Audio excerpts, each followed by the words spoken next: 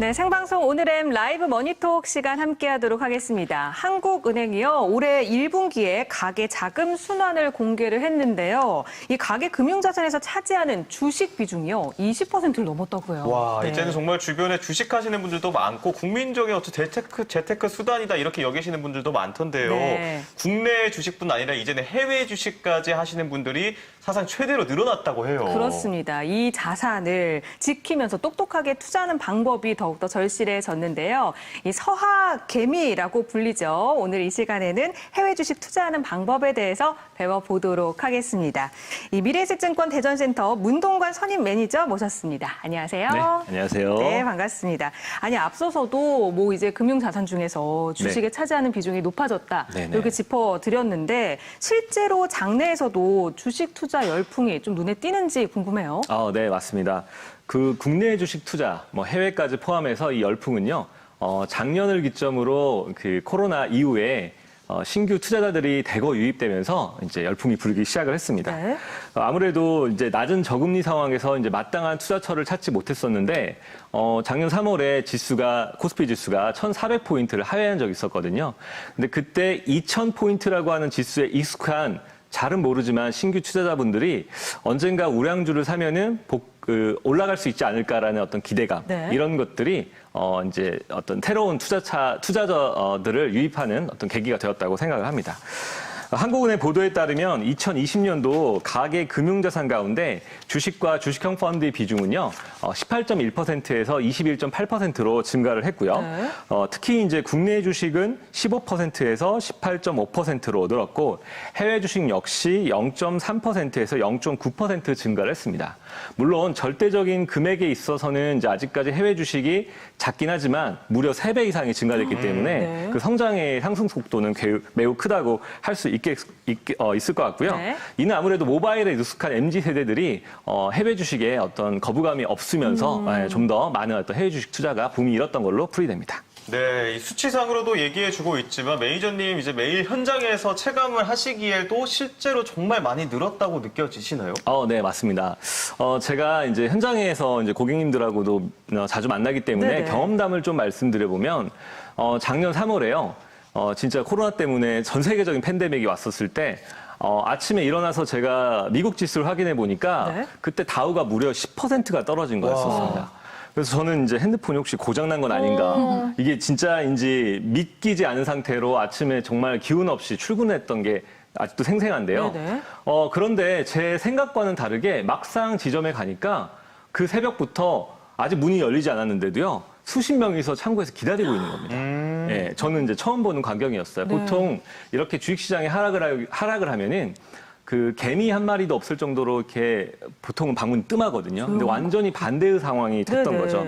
그래서 그 이후부터 지난 1년 동안 굉장히 정신없이 보냈던 기억이 납니다. 이 정신없는 와중에도 네. 국내 주식뿐 아니라 해외 주식을 하시는 분들이 정말 많이 늘었다고 들었는데요. 어떤 이유라고 혹시 진짜 분석하시나요? 왜 그랬을까요? 네, 해외 주식 투자의 매력은 아무래도요, 젊은 MZ 세대들이 이제 대거 유입된 게 가장 큰 원인이 아닐까 생각을 합니다. 저희 뭐 부모님 세대나 아니면은 이제 연령층이 좀 있으신 중장년층 고객님들 같은 경우에는 아무래도 이제 국내 주식이 좀 더 익숙하시죠. 그때는 해외 투자라는 것 자체가 없었으니까 이제 그러다 보니까 관성적으로 국내 주식을 더 선호하시는 반면에 젊은 세대들은 좀 다른 것 같습니다. 이분들은 만약에 투자 수익률이 괜찮고 기대 수익률이 높고 매력적이라고 하면은 국내외를 막론하지 않는 거죠. 그래서 굳이 한국에만 투자할 필요가 있느냐? 뭐 미국으로도 가고 중국, 뭐 일본으로도까지 가면서 네. 굉장히 좀 많은 어떤 그 범주가 늘어나고 있다. 특히나 이제 작년에 가장 핫했던 미국의 이제 전기차 완성차 회사였던 네네. T사에 가장 많은 금액이 몰렸던 것도 뭐 비슷한 이유로 생각해 볼 수 있을 것 같습니다. 네. 지난 시간에는 이제 해외 주식의 개념에 대해서 살짝 짚어봤는데 지금 이번 시간에는 조금 더 깊이 들어가는 거잖아요. 그래서 이제 주변인들과 이야기를 나누다가 이런 이야기를 들었어요. 해외 주식 한 주를 매수했는데 체결가보다 가격이 상승했다. 근데 오히려 이 자산은 마이너스가 됐다 하면서 울상이더라고요. 이런 거는 어떤 경우인지 궁금해요. 아니, 어떻게 된 일이죠? 네. 상승을 했는데 분명. 네, 그렇죠. 그렇죠. 잘 얘기해 주셨는데요. 이 환율 변수가 아마 그 영향을 미쳤을 겁니다. 지난 시간에도 한번 설명을 드렸는데 중요한 만큼 다시 한번 이제 언급을 해드리면 네. 해외 주식은 그 나라의 통화로 투자를 해야 됩니다. 예, 일본이면 일본 엔화, 미국이면 미국 달러 이런 식으로 그 나라의 통화로 해야 되기 때문에 주가가 상가격보다 올랐다 하더라도 그 나라의 통화가 떨어지게 되면은 우리 지인분처럼 이렇게 네. 손실을 발생할 수도 있게 됩니다. 그래서 그러면 환율에 대해서는 좀 명확하게 네네네. 짚고 넘어가고 스터디도 필요하다 이렇게 말씀드릴 수 있겠습니다. 스터디도. 그리고 환율 말고는 또 다른 변수, 다른 원인은 없는 거예요? 일단은 이제 어떤 게 있냐면은 국내 주식과 마찬가지로 해외 주식을 매매를 할 때 거래 비용이라는 게 들어갑니다. 이게 이제 매매 수수료라고 할 수 있는데요. 네네. 네. 국내 주식과 마찬가지로 살 때 그리고 팔 때 이렇게 이제 비용이 부과되게 됩니다. 매매 수수료는 이제 정해져 있지는 않고요. 각 증권사마다 각자 다른데 최근에는 많은 증권사, 대부분의 증권사들이 수수료를 점점 인하하고 있는 추세이기 때문에 아무래도 비용이 좀 저렴하고 나하고 좀 이제 맞는 그리고 인프라도 좀 잘 갖춰져 있는 증권사를 선택하셔서 결정하시면은 비용적인 측면에서도 충분히 혜택을 누리실 수 있을 거라 생각합니다. 네.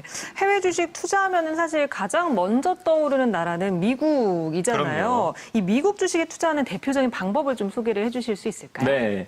아무래도 이제 서학개미 분들이 가장 좋아하는 시장은 이제 단연코 미국일 수밖에 없습니다. 그 한국예탁결제원에서 최근 발표한 자료에 따르면은 올해 상반기 주식 투자에 해외 주식에 투자한 금액이 약 240조 원 정도 된다고 합니다. 굉장히 큰 금액이죠. 네. 반기 기준으로는 역대 최대라고 하는데요. 이 중 미국에 투자한 금액이 93%를 기록하면서 거의 대부분을 미국 주식에 투자했다고 해도 과언이 아닐 만큼 미국에 대해서 관심이 높습니다. 그 미국 주식에 투자하는 방법은 이제 크게 두 가지 정도로 제가 부연 설명을 드릴 수 있을 것 같은데요. 하나는 지속적으로 얘기 드렸던 내가 개별 종목을 선택해서 네. 직접 투자를 하는 이제 미국 주식에 투자하는 바로 그 방법. 두 번째는요. ETF라고 하는 거를 활용해서 투자하는 겁니다. ETF는 앞서 이 머니톡 다른 시간에 좀 더 다른 이렇게 설명을 한 거로 제가 알고 네네네. 있기 때문에 개념만 간단히 말씀드리면 하나의 기업군이 아니라 그런 것들을 섹터별로 지수별로 모아서 하나의 펀드처럼 만들어서 주식처럼 거래할 수 있게 한 금융상품이 바로 ETF라고 하는데요. 이 ETF를 활용해서 미국 주식에 직접 투자하는 것도 가능합니다. 네, 간접 투자도 있고 직접 투자도 있는데 저 같은 경우에 네. 또 저는 또 한 명의 소확개미로서 그렇죠. 아주 본격적으로 직접 투자를 매일 하고 있거든요. 네네. 산 증인입니다. 이 미국 주식에 직접적으로 투자하는 경우 좀 주의해야 될 사항들도 있을 것 같아요. 네, 여러 가지 이제 장점도 있고 당연히 단점도 있겠죠. 해외 주식 거래에 있어서 가장 크게 얘기 드릴 수 있는 장점은 아무래도 이제 분산 투자를 할 수 있다는 겁니다. 미국이나 유럽 같은 선진국에도 투자할 수 있고요. 그리고 베트남이나 인도네시아 같은 신흥국에도 다양하게 이제 투자를 할 수 있다는 이런 분산 투자. 그리고 이를 통해서 나의 어떤 포트폴리오를 좀 더 견고하게 만들 수 있다는 게 가장 큰 장점일 거고요. 해외 주식에 이제 이렇게 우리 아나운서님처럼 이렇게 직접 한다는 거는 A부터 Z까지 이제 내가 모든 의사결정을 해야 되기 때문에 개인의 역량이 매우 중요하다고 할 수 있을 것입니다. 아무래도 직접 투자라고 하는 거는 내 의사결정으로 내가 판단하는 거기 때문에 간접 투자보다는 더 선호될 수밖에 없을 것 같고요. 그리고 무엇보다 간접 투자 대비해서는 이제 비용이 추가적으로 들지 않기 때문에 그 점 역시 장점이라고 볼 수 있겠습니다. 네, 제가 직접 종목도 고르고 매수, 매도 시점도 잡는데 그렇죠. 이 투자 원칙이 있어야 좋잖아요. 맞죠. 없으면 좀 많이 흔들릴 것 같거든요. 외부적인 요인에 우왕좌왕하죠. 있어서. 네, 맞습니다. 그 투자에 앞서서 이제 가장 기본적으로 가지고 있는 게 투자 원칙이라는 게 필요할 겁니다. 원칙이라고 하면은 뭔가 거창할 것 같고 뭐 어려울 것 같은데 사실은 그렇지 않습니다. 내가 만약에 단기 매매에 좀 능한 그런 성격이라고 하면은 그 방법이 맞을 수 있을 거고요. 반대로 우량주를 보유해서 오랫동안 보유하는 게 내 성향이나 이런 게 맞다라고 하면은 이제 그런 방법을 고수하시면 됩니다. 근데 이것도 아니고 저것도 아니고 이렇게 했다 저렇게 했다 이런 식으로 만약에 방법을 바꾸게 되면은 오히려 더 어려움에 처하게 되는 것 같아요. 그래서 네. 투자 원칙이라고 하는 거는 오히려 쉽게 그런 식으로 나만의 어떤 나한테 맞는 방법을 찾아서 투자를 하시면은 좋을 것 같고요. 제가 이제 이 코너에 나와서 늘상 드리는 얘기가 좀 비슷할 수 있는데요. 투자에 앞서서 먼저 공부를 해라 이런 얘기를 꼭 드리고 네, 싶어요. 네. 우리가 보통 이제 지인이나 친구를 통해서 괜찮은 종목이다라고 시작을 하고 수익이 나면은 기분 좋게 파는데 만약에 손실이 나게 되면 세 분 웃는 거 보니까 경험이 좀 있으시지 않을까 아니, 싶은데요. 하면서 배우게 되더라고요. 요새 유지하는 거의 팬심으로 사거든요. 아니, 저는 네네. 이제 이렇게 미리 공부하고 했었어야 되는데 네. 이제 하면서 배웠어요. 네. 잃어보면서 예. 뼈저리게 이렇게 경험으로. 네, 이제 맞습니다. 어떤 분들은 이게 이제 수업료라고 얘기를 하시기도 하는데 이왕이면 수업료도 조금만 내면 좋으니까 먼저 내가 사전에 공부를 하고 그 다음에 이 종목을 들어가면 실제로 가격이 떨어져도 불안해하지 않고 오히려 길게 볼 수 있는 그런 장점이 있습니다. 그래서 사고 나서 왜 떨어졌지 공부하는 것보다는 사기 전에 이게 어떤 가격이 맞고 목표가는 어떻게 되는지에 대해서 뭐 전문가처럼 자세히 알 필요는 없지만 그래도 충분히 공부를 하고 접근하시는 게 아무래도 좋지 않을까 예. 생각합니다. 그리고 이번에는 한번 반대로 생각을 해볼게요. 모든 분들이 유식 아나운서 같지는 않잖아요. 공격적이지 않을 수도 있잖아요. 저처럼 좀 안정적이고 주식 초보가 도전하기에 좋은 방식은 어떤 게 있는지 그것도 궁금해요. 네, 앞서 설명드렸던 것 중에 하나가 바로 ETF를 활용하자는 네. 얘기를 드렸었는데요. 초보 투자자들에게 좀 더 접근하기 쉬운 게 바로 이 방법이 아닐까 생각을 합니다. 우선 이제 예를 들어 미국에 투자하기로 이제 마음을 먹었는데 직접 투자를 하거나 미국 ETF 둘 중에 하나 선택할 수가 있을 것입니다. 하지만 개별 주식에 만약에 투자를 하면은 말씀드린 것처럼 공격적으로 네. 내가 종목을 잘 선택을 해서 크게 수익이 날 수 있지만 반대로 그만큼 크게 떨어질 수도 있을 것입니다. 하지만 ETF 같은 경우에는 앞서 설명드린 대로 지수나 섹터를 이렇게 모아서 하나의 금융상품으로 만들어서 이렇게 거래를 할 수 있기 때문에 거기 안에는 많게는 500개, 적게는 뭐 10개 정도 되는 종목들이 담겨져 있는 거거든요. 그러면 이게 어떤 특징을 갖냐? 아무래도 주가가 한 종목이 크게 떨어진다 하더라도 전체적인 나의 ETF 가격에는 크게 영향을 미치지 않는 거죠. 물론 강세장이거나 크게 올라갈 때는 좀 수익률이 많이 좀 떨어질 수 있다는 단점이 있을 수도 있지만 안정적으로 하기에는 ETF만큼 좋은 상품도 아마 없지 않을까라고 그렇게 자평을 드리고 싶습니다. 근데 이 주식 초보자들은 질문이 약간 극단적으로 갈 수밖에 없긴 해요. 이거냐 저거냐 약간 말씀해 주셨으면 좋겠는 그런 마음이 있는데 그러면 미국 ETF가 미국 주식보다 안전한 투자다 이렇게 딱 말할 수 있는 건가요? 너무 여기서 이제 극단적인가요? 답을 얘기 드리긴 그렇죠. 네네. 투자에 있어서는 이제 어떤 정답과 확신만큼 또 무서운 건 없습니다. 그렇죠. 예, 항상 경계하고 의심하고 끊임없이 이제 끊임없이 팔로우업을 의심하고. 해야 되는데요. 제가 얘기 드리고 있는 이제 안정적이다라고 하는 표현, 그러니까 안정적이다라고 하는 그 표현은 하나의 주식에 투자하는 것보다는 ETF를 통해서 이렇게 포트폴리오 분산 투자를 하기 때문에 당연히 가격의 등락을 줄일 수 있다는 게 가장 큰 장점입니다. 그런 측면에서는 상대적으로는 안정적이다라고 표현할 수 있을 것 같습니다. 네, 또 주변에서 해외 주식을 이제 함께 하고 있는 친구들 얘기를 들어보면요. 네. 궁금한 게 누구나 다 아는 그 큰 기업들 있잖아요. 뭐 사과라든지 그쵸. 네. 그 별다방 그쵸, 뭐 이런 그쵸. 기업들 해외 미국 주식뿐만 아니라 좀 유망주 아니면 내가 진짜 같이 투자하고 싶은데 네. 이런 거를 정보를 어디서 구해야 되나 이런 게 궁금해 하더라고요. 공부하려면은 어느 곳을 봐야 될까요? 진짜 어디서 네, 공부해요? 아무래도 이제 아까 설명드렸던 사과나 별다방 같은 네. 것들은 이제 미국에 주로 있으니까 미국은 이 자료 같은 게 굉장히 많아요. 네. 사실은 찾아보면 많은데 아쉽게도 이제 영문이다 보니까 네. 이제 언어에 한계가 있어서 저는 오히려 접근을 하실 때는 이제 증권사의 리포트를 많이 읽어보시라는 얘기를 드리고 싶어요. 이제는 이제 해외 주식 인구가 매우 늘어난 만큼 각 증권사들이 여기에 이제 리서치 인력들을 많이 보강을 했습니다. 그래서 그 각 홈페이지에 이제 들어가게 되면은 자료를 이제 거의 대부분 무료로 제공하고 있기 때문에 내가 관심 있는 산업 혹은 기업들을 갖다가 커버하고 있는 자료들을 다운을 받으셔가지고 읽으시면은 많은 도움이 되실 겁니다. 다만 제가 이제 말씀드리고 싶은 것 중에 하나는 이 자료들은 참고를 하시는 거지 네. 이 자료가 모든 수익률을 안내하거나 결정짓는 건 아니기 때문에 나의 어떤 투자 아이디어와 이 자료들을 근본으로 해가지고 적절하게 의사결정을 하시는 게 중요하지 않을까 생각합니다. 네. 그리고 이제 앞서 말씀하셨는데 해외 주식의 매력이 높은 수익률이잖아요. 높은 수익률이만큼 그만큼 또 따져봐야 될 게 세금이다라는 소리를 들었거든요. 네네. 세금에 대해서는 좀 어떻게 살펴봐야 될까요? 네, 국내 주식과 해외 주식의 가장 큰 차이점 중에 하나라고 하면은 국내 주식은 매매 차익에 대해서는 아직까지는 세금이 없습니다. 하지만 해외 주식은 매매 차익에 대해서는 세금을 내는데요. 바로 양도소득세라는 명목으로 세금을 납부를 해야 됩니다. 그래서 세후 수익률은 아무래도 이제 해외 주식이 좀 더 떨어질 수밖에 없는데 이제 우리나라도 몇 년 후면은 양도소득세를 이제 도입을 합니다. 불과 1, 2년밖에 남지 않았는데요. 그때가 되면은 이제 국내 주식과 해외 주식에 어떻게 보면 세금을 제외한 세후 수익률의 그 기대는 이제 비슷해질 수 있기 때문에 아무래도 양도소득세라고 하는 것들을 미리 사전에 공부하고 접근하시면은 좋지 않을까 생각하고요. 네. 네. 아니 그렇습니다. 그러면 해외 주식은 양도소득세를 무조건 내야 된다는 얘기신 거죠? 네, 맞습니다. 네네. 무조건 내야 되는데요. 해외 주식 양도소득세를 내는 방법은 보통은 이렇습니다. 올해 예를 들면은 이제 앞서 이 화면에도 이제 방법이 나오는데요. 네. 쉽게 풀어 설명드리면 올해 1월 1일부터 12월 31일까지 1년 동안에 해외 주식을 통해서 수익이 난 거, 손실이 난 거, 이 총 금액에 네. 수익금이 있으실 겁니다. 네네. 이 수익금이 250만 원 그리고 거기에 이제 매매 비용이라든지 이런 경비를 빼고 나머지 금액은 이제 250만 원까지는 비과세가 되고 그를 초과하는 금액에 대해서는 이제 22%의 세금을 내야 된다고 보시면 되겠습니다. 참 그래도 누구나 같은 생각이겠지만 이왕이면은 세금을 조금은 덜 내고 싶은 게 또 마음이거든요. 합법적으로 세금을 좀 줄일 수 있는 방법들도 있을까요? 네, 이 세금이라고 하는 거는요, 조금만 신경을 쓰면은 이제 굉장히 절세를 정확하게 할 수 있기 때문에 제가 몇 가지 팁을 드리겠습니다. 이 상계처리라고 하는 걸 활용해서 세금을 절세할 수가 있는데요.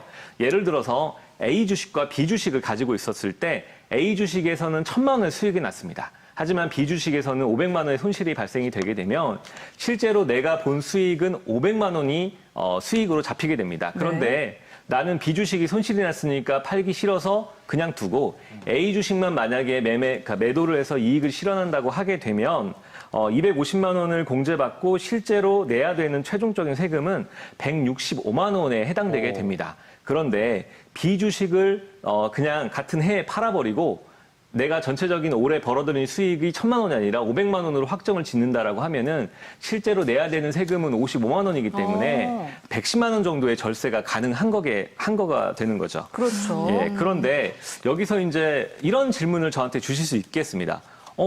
비주식이 떨어졌는데 내가 이거를 꼭 팔아야만 하나요? 절세는 좋긴 하지만 나는 이게 지금은 떨어졌지만 그쵸. 앞으로는 더 올라갈 것 길게 같아요. 보면. 네. 길게 보면 좋을 것 같은데 왜 매도를 해야 될까요? 라고 질문을 주시면 저는 그래도 매도를 하시라고 말씀을 드리고 싶어요. 왜요? 왜냐하면 내가 1,000만 원어치를 사서 비주식이 500만 원이 되면은 날 평가금액 500만 원이잖아요. 그런데 이거를 그냥 아쉽고 너무 슬프지만 매도를 한 다음에 다시 나는 장기적인 전망치를 좋게 보니까 이걸 바로 같은 금액으로 매수를 하게 되면 나의 평가 금액은 500만 원이라고 하는 건 동일합니다. 하지만 세금은 아까 말씀드렸던 것처럼 110만 원 정도의 예. 절세 효과가 생기는 거죠. 그러면서 내가 목표했던 비주식은 장기로 계속 보유할 수 있고 세금은 세금대로 아낄 수가 있기 때문에 이런 전략을 잘 활용을 하시면은 좀 더 절세도 할 수 있으면서 주식을 좀 슬그럽게 투자할 수 있을 것 같습니다. 네, 좋은 방법을 또 소개해 주셨네요. 많은 시청자분들께서도 보시면서 해외 주식과 관련된 궁금증 남겨주셨는데요. 상아 씨부터 하나하나 소개시켜 주실까요? 네,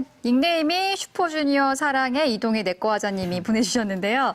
제가 어려서 주식에 관심이 지금은 없었는데 커서 하게 되면 주식은 어떻게 투자해야 하는 건지 궁금합니다. 아주 거창하게 만약에 큰 커서 질문이네요. 투자에 성공한다면 사적인 일에 쓰지 않고 어려운 지역이나 해외에 기부할까 합니다. 꼭 커서 기부하겠습니다. 오. 라고 해주셨어요. 이건 어떻게 보면 궁금증보다 어떤 다짐이에요. 네. 나중에 제가 커서 기부를 꼭 하겠다 이런 말인데. 많이 기부를 하셨으면 좋겠습니다. 저희도 응원할게요. 네. 4878번님, 주식 정말 주변에서 많이 하시는 것 같던데 해외 주식이 국내 주식과 어떻게 다른 건지 생소한 분야라서 눈 크게 뜨고 잘 보고 있습니다.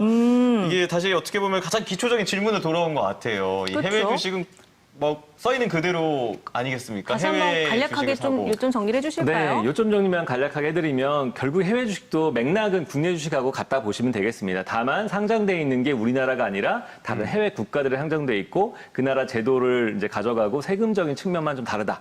이렇게 보시면 되겠습니다. 네, 4059번님은요. 우와, 해외 주식도 가능한 거였군요. 이제 눈을 뜨셨어요. 해외 주식 시작하려면 준비물은 뭐가 있는지 준비물. 궁금해요. 근데 이럴 수 있어요. 정말 어떻게 해야 되는지 정말 모르겠어서. 네네. 준비해야 될 것들. 일단 어떻게 해야 될까요? 일단 준비물은요. 핸드폰 하나 있으면 될 것 같고요. 신분증. 그리고 신분증도 필요할 거고요. 이거는 이제 기술적으로 계좌를 만들 때 필요한 겁니다. 지점에 가서 만드셔도 되고요. 요새는 이제 비대면이라고 해서 핸드폰 자체로 만들 수가 있습니다. 각 원하시는 증권사에 접속해 보시면은 해외 주식 계좌를 개설하는 방법에 대해 자세하게 나오고요. 그리고 무엇보다 정말 필요한 준비물은 사전 공부가 아닐까. 맞아요. 그렇죠. 공부하고 시작하셔야 준비물. 됩니다. 네, 마지막으로 글렌 PD님이 질문을 주셨는데요. 해외 주식 수수료와 세금을 감당하기 위해서는 최소 몇 %의 수익이 나야지 본전이 되는지 요거를 또 짚어주셨어요. 어떻게 될까요? 매매 수수료와 세금. 일단은요, 매매 수수료라고 하는 거는 비용이 그렇게 크진 않습니다. 네네. 매매를 매우 자주 여러 번 하시는 분들이야 이제 좀 차이가 있을 수 있겠지만 그렇지 않은 경우는요, 그렇게 수익에 크게 영향을 미치는 만큼은 아니거든요. 다만 이제 그 세금 부분은 좀 다를 것 같습니다. 네네. 세금 부분은 이왕이면 적게 내는 게 좋은데 저는 반대로 수익이 많이 나면 날수록 세금도 그만큼 늘어나긴 하지만 나한테 귀속되는 세후 수익률도 커지는 거거든요. 그렇죠. 그러니까 세금을 많이 내는 거는 이따 차치하고서라도 어떻게 보면 내 포트폴리오의 수익률을 좀 더 키울 수 있을까를 먼저 고민하시는 게 우선적으로 도움이 되실 것 같습니다. 네. 자, 오늘도 라이브 머니톡 많은 분들이 참여해 주셨는데요. 소개되신 분들은 참고해 주셔야 되는 게 있죠? 그렇습니다. 샵 2975번입니다. 짧은 문자 50원, 긴 문자 100원의 정보 이용료 부과되는 이 번호로 주소와 연락처 남겨주시면 준비한 선물 보내드리도록 하겠습니다. 네, 샵 2975번입니다. 주소와 연락처 꼭 남겨주시기 바랍니다. 네, 지금까지 라이브 머니톡 시간 함께했습니다. 미래에셋증권 대전센터 문동관 선임 매니저와 함께 이야기 나눠봤습니다. 오늘 말씀 고맙습니다. 네, 감사합니다.